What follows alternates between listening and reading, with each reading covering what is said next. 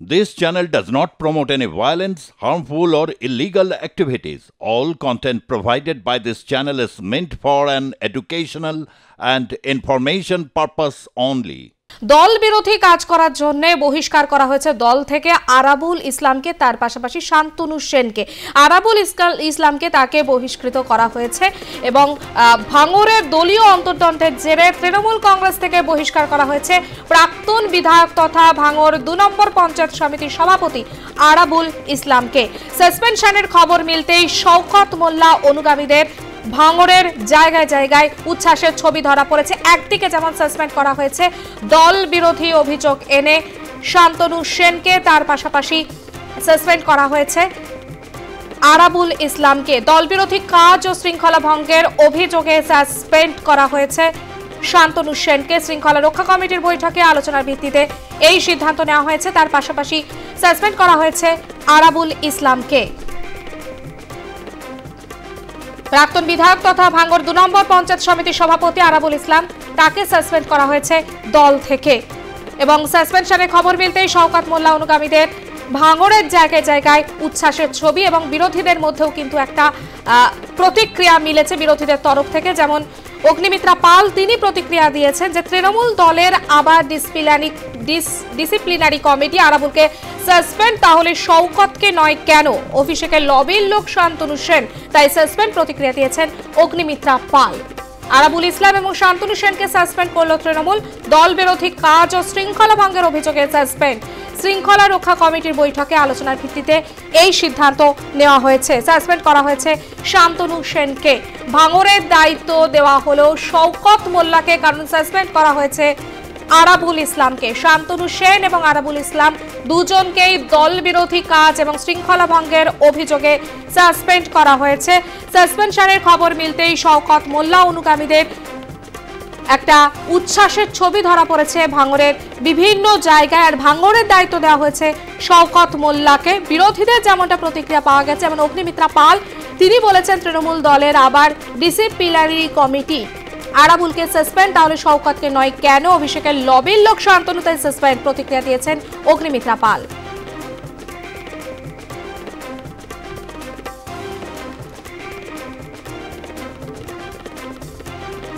সাসপেনশনের পরই আরাবুলের বিরুদ্ধে মামলা। আরাবুল ও তার ছেলে সহ 9 জনের বিরুদ্ধে মামলা, শতপ্রণোদিত মামলা রুজু করেছে পুলিশ।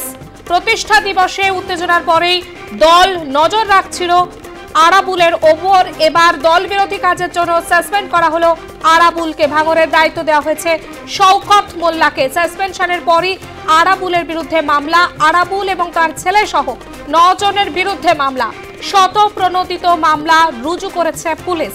প্রতিষ্ঠা দিবসে উত্তেজনার পরেই দল নজর রাখছিল আরাবুলের ওপর। এবার দল বিরোধী কাজের জন্য সাসপেন্ড করা হলো আরাবুলকে। ভাঙড়ের দায়িত্ব দেওয়া হলো শওকত মোল্লাকে। আরাবুল ইসলাম এবং শান্তনু সেন দুজনকে সাসপেন্ড করলো তৃণমূল। দল বিরোধী কাজ ও শৃঙ্খলা ভঙ্গের অভিযোগে সাসপেন্ড। সাসপেনশনের পরই আরাবুলের বিরুদ্ধে মামলা। আরাবুল এবং তার ছেলে সহ 9 জনের বিরুদ্ধে মামলা।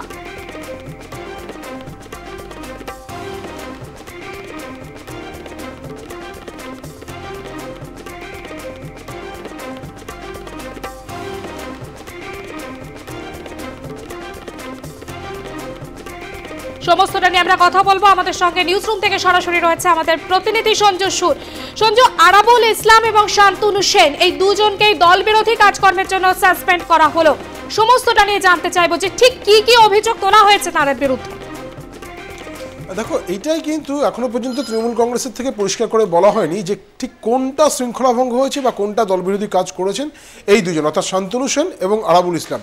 তবে এটা নিশ্চিত করে বলা যেতে পারে যে সাম্প্রতিক সময়ে আরাবুল ইসলামের বেশ কিছু কাজ কারবার, বিশেষ করে আরাবুল ইসলাম এবং শওকত মোল্লার মধ্যে যে দ্বন্দ্ব, সেই দ্বন্দ্বকে কেন্দ্র করে দক্ষিণ 24 পরগনা জেলাতে তৃণমূল কংগ্রেসের একটা অস্বস্তির কারণ হয়ে দাঁড়িয়েছিল, বিশেষ করে ভাঙড় ইস্যুকে কেন্দ্র করে।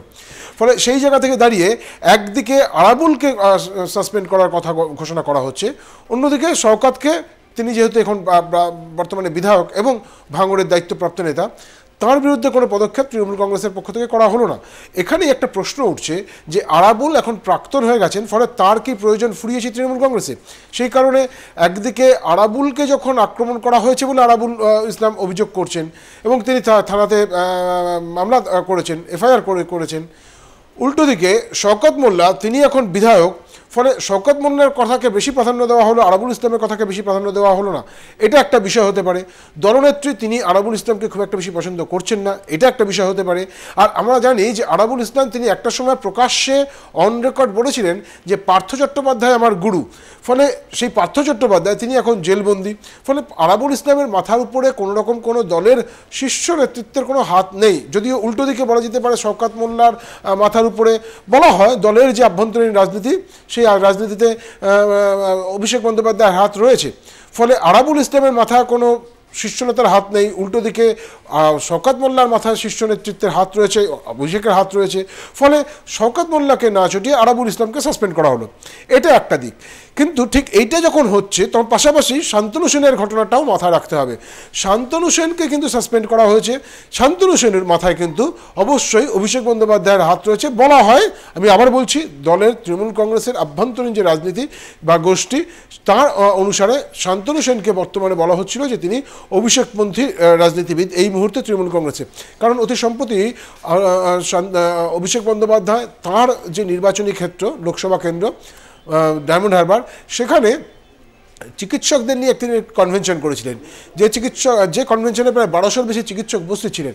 সেই কনভেনশনের তৈরি করা কনভেনশন সফল করার পেছনে অন্যতম হোতা ছিলেন তৃণমূল কংগ্রেসের এই প্রাক্তন রাজ্যসভার সাংসদ চিকিৎসক নেতা শান্তনু সেন। ফলে শান্তনু সেনকে আবার সরিয়ে দেওয়া হলো। তাহলে একটা দিক দিয়ে দেখো, অভিষেক বন্দ্যোপাধ্যায়ের হাত রয়েছে বা অভিষেক বন্দ্যোপাধ্যায় পন্থী তৃণমূল নেতা শওকত মোল্লা, তার বিরুদ্ধে কিছু করা হলো, মানে তাকে কিছু করা হলো না, বরং তার অভিযোগগুলোকে সামনে রেখে আরাবুল ইসলামের বিরুদ্ধে ব্যবস্থা গ্রহণ করা হলো। আবার উল্টো দিকে আরেকটা বার্তাও দেওয়া হলো যে শান্তনু সেনকে সাসপেন্ড করে। শান্তনু সেনের ভূমিকা কি, যদি আমরা গত এক বছরের কিছু সময় ধরে আমরা দেখি, প্রায় এক বছরের সময় ধরে, অন্তত আর.জি. কর কাণ্ডের সময় থেকে যদি দেখি, তাহলে শান্তনু সেন তিনি হচ্ছেন তৃণমূল কংগ্রেসের সেই নেতা যে প্রথম আর.জি. কর কাণ্ডের যখন সামনে আসে, আর.জি. করের তৎকালীন যিনি প্রিন্সিপাল ছিলেন সেই প্রিন্সিপালের বিরুদ্ধে মুখ খোলেন। আমি আবার বলছি, প্রথম তৃণমূল কংগ্রেসের কোনো নেতা, শীর্ষস্থানীয় নেতাই বলা যেতে পারে, যেহেতু তখন তিনি রাজ্যসভার প্রাক্তন সাংসদ হলেও দলের অন্যতম মুখপাত্র, সেই রকম একটা জায়গায় দাঁড়িয়ে শান্তনু সেন যখন আর.জি. কর কাণ্ডের ক্ষেত্রে তৎকালীন প্রিন্সিপাল সন্দীপ ঘোষের বিরুদ্ধে মুখ খোলেন, তখনই কিন্তু এই জল্পনা বা এই ঘটনার সূত্রপাত বলা যেতে পারে সেই সময় থেকে। তারপর থেকে একের পর এক ঘটনা ঘটতে থাকে। একটা সময় আসার পরে দলের পক্ষ থেকে শান্তনু সেনকে মুখপাত্রের যে পদ, সেই পদ থেকে সরিয়ে দেওয়া হয়। এরপরে আবার পরবর্তীকালে তাকে যে তৃণমূল কংগ্রেসের শিক্ষা সেল রয়েছে, চিকিৎসক সংগঠন রয়েছে, সেই চিকিৎসক সংগঠন, এমনকি আর.জি. করের যে রোগী কল্যাণ সমিতি, সেই রোগী কল্যাণ সমিতি থেকেও সরিয়ে দেওয়া হয়। এগুলো এক একটা করে ধাপের পর ধাপ পদক্ষেপ কিন্তু নেওয়া হচ্ছিল।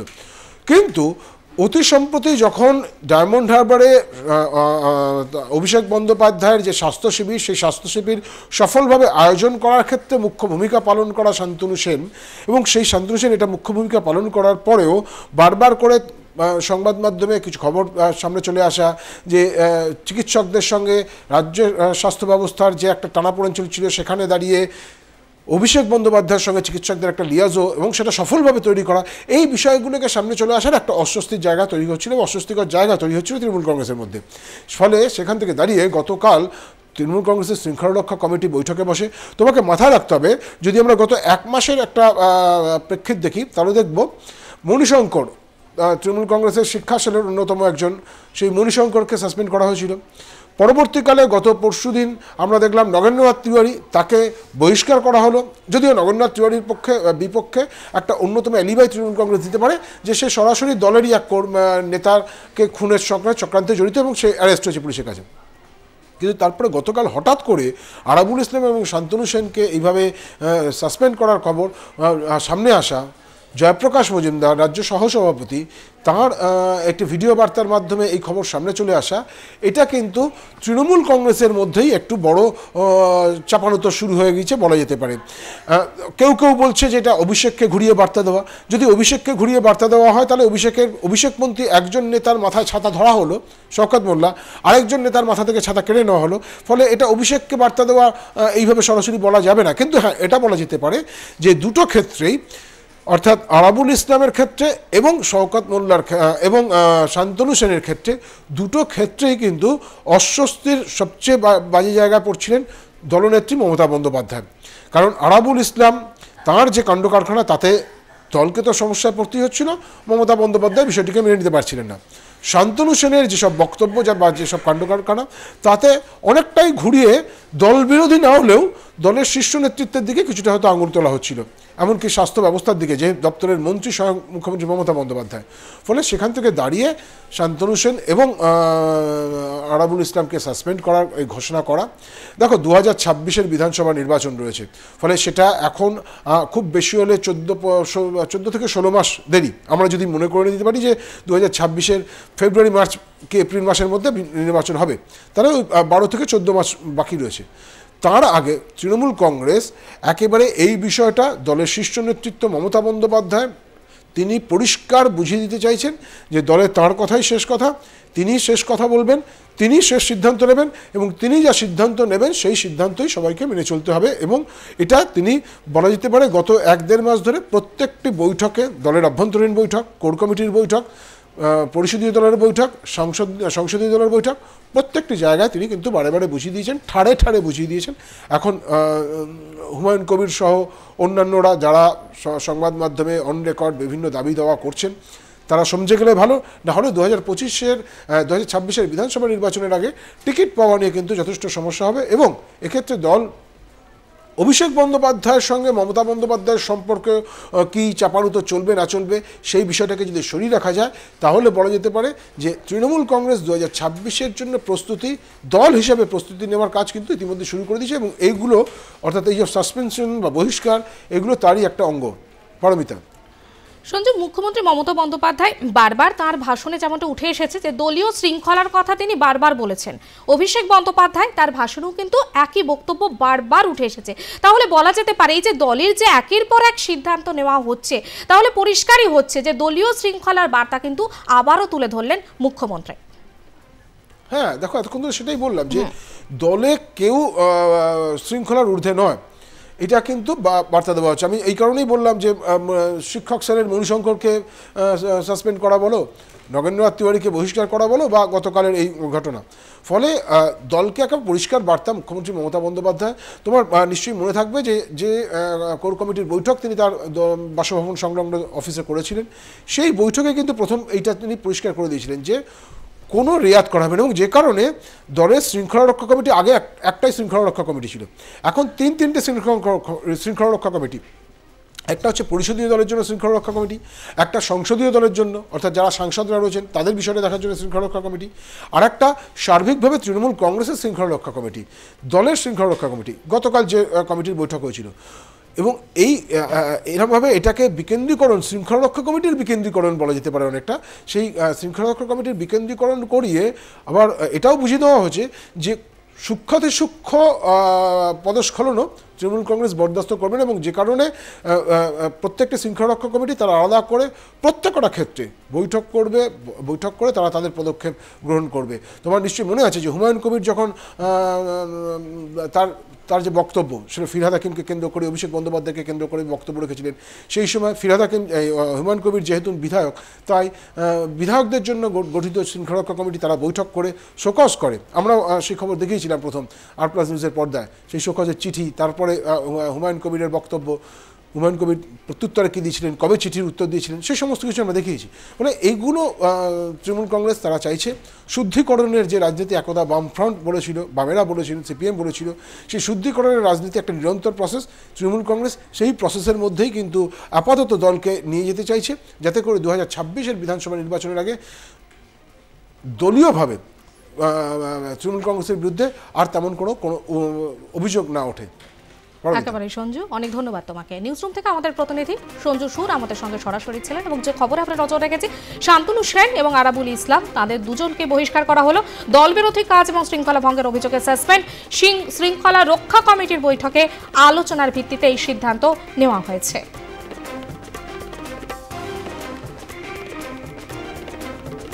সাসপেনশনের পরই আরাবুলের বিরুদ্ধে মামলা। আরাবুল ও তার ছেলে সহ 9 জনের বিরুদ্ধে মামলা।